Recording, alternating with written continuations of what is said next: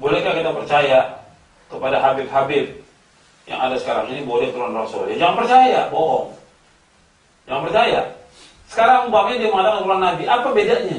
Apa kelebihannya? Kalau dia mengatakan keturunan Nabi, keturunan Rasul, konsekuensinya wajib dia mengikuti Rasulullah. Kenyataan yang ada tidak.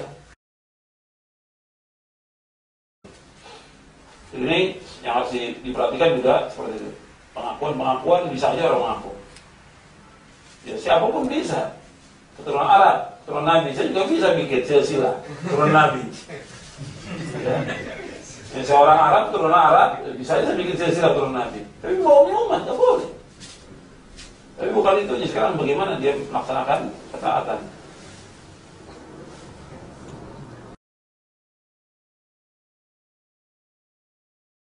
Assalamualaikum warahmatullahi wabarakatuh. Ma'asyiral muslimin yang dirahmati oleh Allah Subhanahu wa taala. Kita sebagai umat Islam ada suatu kewajiban terhadap Nabi kita Muhammad sallallahu alaihi wasallam, yaitu kita wajib memuliakan beliau. Di samping memuliakan beliau juga memuliakan anak turun beliau alias ahlu baitin Nabi atau dzurriyyatun Nabi sallallahu alaihi wasallam. Ma'asyiral muslimin, sayangnya orang-orang Wahabi justru mengingkari keberadaan ahlu baitin Nabi atau dzurriyyatun Nabi sallallahu alaihi wasallam. Mereka berasumsi bahwa yang namanya keturunan itu adalah jika lahir dari anak laki-laki.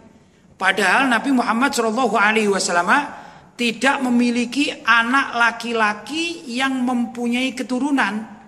Justru yang mempunyai keturunan itu adalah Siti Fatimah, yaitu anak perempuan dari Nabi Muhammad SAW.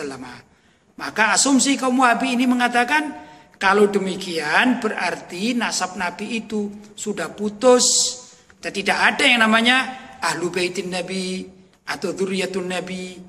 Nah, ma'asyiral muslimin, ini pemahaman yang salah dan sesat karena telah bertentangan dengan hadis-hadis Nabi Muhammad SAW, termasuk juga hadis sahih yang diriwayatkan oleh Imam Bukhari radhiyallahu taala anhu maupun yang diriwayatkan oleh Imam Muslim radhiyallahu taala anhu. Sebagaimana saya bacakan tentang salah satu dari riwayat Imam Bukhari. Suatu saat Nabi kita Muhammad SAW ditanya tentang bagaimana cara bersolawat kepada beliau SAW. Maka Nabi kita mengajarkan, Qulu, katakanlah, Allahumma salli ala Muhammadin wa ala azwajihi wa dzurriyyatihi. Allahumma ya Allah, salli, bersolawatlah ala Muhammadin kepada Nabi Muhammad, wa ala azwajihi dan kepada para istrinya, wa dzurriyyatihi dan juga kepada dzurriyahnya atau keturunannya atau ahlul baitnya. Kama shallaita ala Ibrahim, sebagaimana engkau bersolawat kepada Nabi Ibrahim, wa ala ali Ibrahim dan juga bersolawat kepada keluarga Nabi Ibrahim. Wa barik ala Muhammad wa ala azwajihi wa dzurriyyatihi, dan berkahilah atas diri Nabi Muhammad dan juga atas diri para istrinya dan juga wa dzurriyyati, berkatilah bagi para dzurriyahnya yaitu keturunannya. Kama barak ta'ala Ibrahim, sebagaimana engkau berkahi pada diri Nabi Ibrahim wa ala ali Ibrahim dan juga keluarga Nabi Ibrahim. Ma'asyiral muslimin, ini hadis adalah riwayat Imam Bukhari. Artinya Nabi Muhammad SAW sendiri mengakui keberadaan dzurriyahnya atau keturunannya. Lantas bagaimana orang Wahabi kok mengingkari keberadaan dzurriyah atau keturunan Nabi Muhammad SAW? Jelas orang Wahabi ini bertentangan dengan sabda Nabi Muhammad SAW.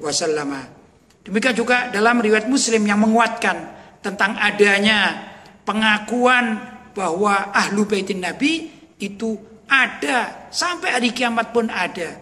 Ini hadis riwayat Imam Muslim, yang mana beliau meriwayatkan dari sahabat Zaid bin Arqam. Suatu saat Rasulullah Shallallahu Alaihi Wasallam berkhutbah yang artinya, amma ba'd, wahai umat Islam atau wahai masyarakat, sesungguhnya aku adalah manusia. Di sini aku yang dimaksudkan adalah Nabi kita Muhammad Shallallahu Alaihi Wasallam.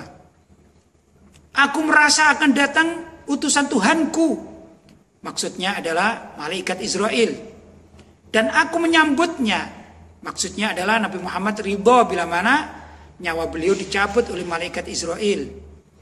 Aku tinggalkan pada kalian dua bekal atau dua pegangan. Yang pertama adalah kitabullah, yang kedua adalah ahlu baitnya atau itrati, keluargaku, keturunanku.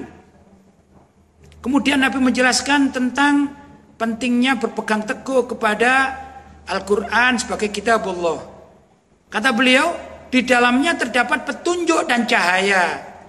Ambillah atau terimalah kitabullah alias Al-Quran dan berpegang teguhlah padanya.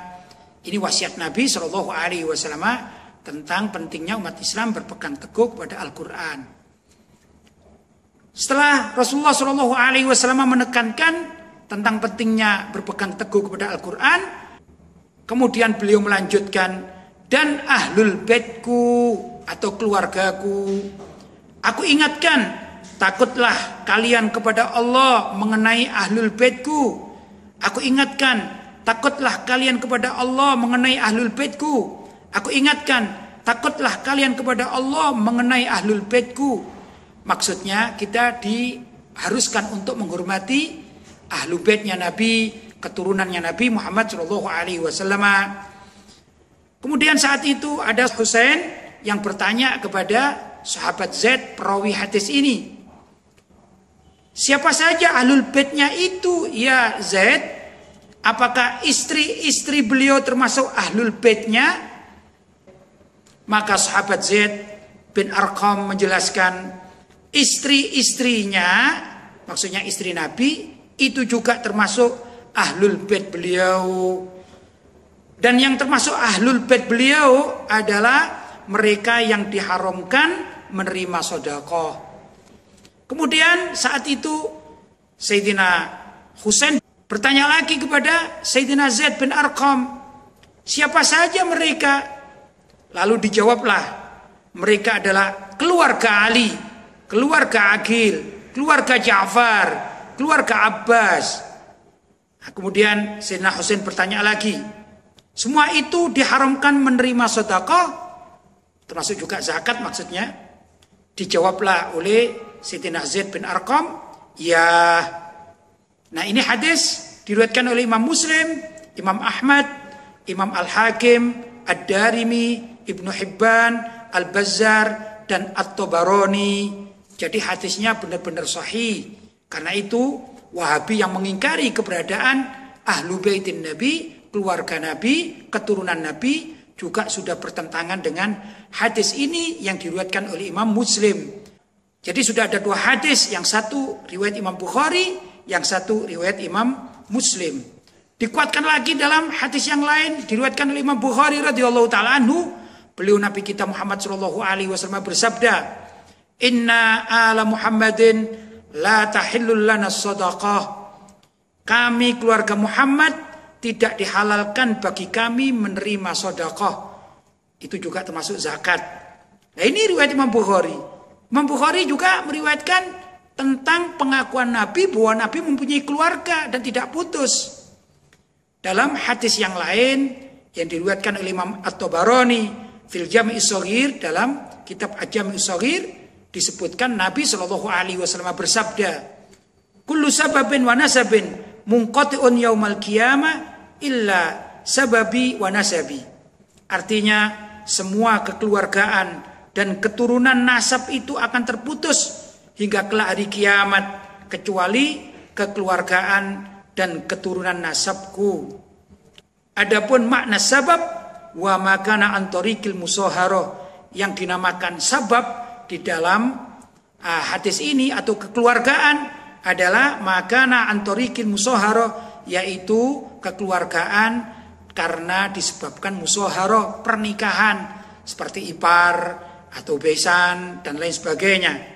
Adapun makna nasab huwa ma kana an tariqil wiladah, yaitu apa yang disebabkan karena kelahiran atau darah daging. Wa alu Muhammadin, adapun keluarga Nabi Muhammad min jihatin nasab, dari segi nasab itu adalah auladu Ali, anak cucunya Sayyidina Ali, wa Abbas, dan anak cucunya Sayyidina Abbas, wa Ja'far, dan anak cucunya Sayyidina Ja'far, wa Aqil, dan anak cucunya Sayyidina Aqil, wa Harith bin Abdul Muttalib, dan anak cucu Sayyidina Harith bin Abdul Muttalib. Ini semua diakui oleh Nabi sebagai keluarga beliau sallallahu alaihi wasallam. Ada lagi penguat dari Al-Qur'an. Tatkala kita membaca ayat Bismillahirrahmanirrahim, ya nisa'an nabiyyi lastunna ka ahadim minan nisa'i in ittaqaitun. Artinya, hai para istri Nabi, kalian tidak seperti wanita pada umumnya jika kalian bertakwa. Fala takhda'na bil qaul, maka janganlah kalian lemah gemulai dalam berbicara. Fayatma alladhi fi qalbihi maradun wa qulna qawlan ma'rufa, sehingga berkeinginanlah orang yang ada penyakit nafsu dalam hatinya. Wa qulna qawlan ma'rufa, dan ucapkanlah perkataan yang baik. Wa qarna fi buyutikun, dan hendaklah kalian tetap di rumah kalian. Wala tabarrujna tabarrujal jahiliyatil ula, dan janganlah kalian berhias dan bertingkah laku seperti orang-orang jahiliyah yang terdahulu. Wa aqimnas sholata wa atinaz zakata wa ata'nallaha wa rasulah, dan dirikanlah salat, tunaikanlah zakat, dan taatilah Allah dan Rasulnya. Innama yuridullahu liyudhhiba ankumur rijsa ahlal baiti wa yutahhirakum tathhira. Sesungguhnya Allah bermaksud hendak menghilangkan dosa dari diri kalian wahai ahlul bait, dan membersihkan kalian sebersih-bersihnya. Ma'asyiral muslimin, ini runtutan ayat Al-Quran yang menampakkan bahwasanya seluruh istri Nabi itu adalah ahlu baitnya Nabi atau keluarga Nabi yang wajib dihormati oleh umat Islam. Bahkan mereka para istri Nabi itu disebut sebagai ummahatul mukminin, ibunya umat Islam. Karena itu umat Islam haram untuk menikahi salah satu dari istri Nabi sekalipun istri Nabi itu sudah janda. Itu demikian hukum di dalam syariat Islam. Namun yang paling penting tadi ayat innama yuridullahu liyudhhiba ankumur rijsa ahlal baiti wa yutahhirakum tathhira. Sesungguhnya Allah bermaksud hendak menghilangkan dosa dari kalian wahai ahlul bait, dan membersihkan kalian sebersih-bersihnya. Itu saat tersebut Nabi Shallallahu Alaihi Wasallam memanggil Siti Fatimah, sang putri tercinta, bersama dengan suaminya yaitu Sayyidina Ali bin Abi Thalib, yaitu menantu Nabi Muhammad Shallallahu Alaihi Wasallam, serta dua cucu Nabi yaitu Sayyidina Hasan dan Sayyidina Husain radhiyallahu taala anhum. Kemudian Nabi mengatakan, haula ahlu baiti fa'adhib anhumur rijsa wa tahhirhum tathhira. Ya Allah, mereka ini adalah ahlul baitku, mereka ini adalah keturunanku, mereka ini adalah keluargaku, maka hapuskanlah dari mereka dosa dan sucikanlah mereka sesuci-sucinya. Hadis ini ma'asyal muslimin adalah rawahu Muslim wa Tirmidzi wa Ahmad wal Hakim, diriwayatkan oleh Imam Muslim, Imam Tirmidzi, Imam Ahmad, dan Imam Hakim. Yang jelas hadis ini adalah hadis sahih. Jadi jelaslah kalau kaum Wahabi mengingkari keberadaan keluarga Nabi, anak cucu Nabi, keturunan Nabi, maka mereka hakikatnya telah mengingkari syariat Islam dan juga mengingkari ayat-ayat Al-Quran, mengingkari hadis Nabi Muhammad SAW, baik yang diriwayatkan oleh Imam Bukhari maupun Imam Muslim dan imam-imam hadis lainnya.